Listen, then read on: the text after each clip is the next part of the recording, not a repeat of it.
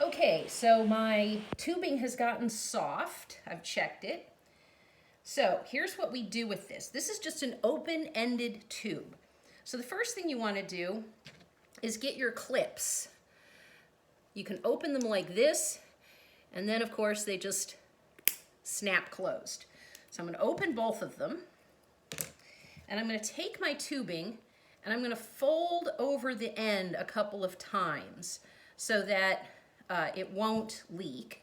And then I'm going to put the tubing right over the folded part and snap it into place. Now I have a tube with one end closed. Now getting this open is not always easy.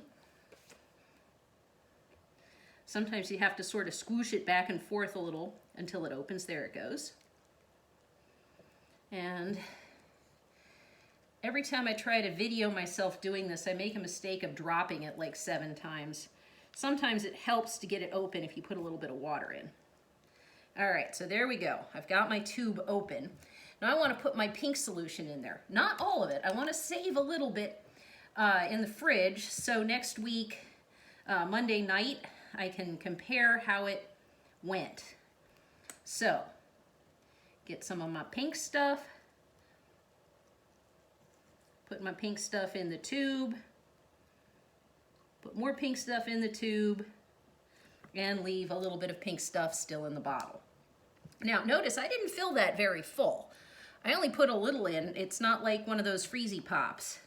Because this thing is going to swell as it dialyzes, and you don't want it to pop like an stuffed sausage. So you fold over the top end, clamp that down and get it to snap in place. And now I have a little tube with some pink stuff in it and a lot of extra room. And I'm just going to put that into my beaker. This pink stuff I'm going to stick in the fridge for a week. And every night I'm going to swap out the water that is around my tube, but I'm going to leave the stuff in the tube untouched. Every time you swap out the water, you can reduce the concentration of small things in the tube by half. So you got B12 and protein in the tube. The protein is big, the B12 is small.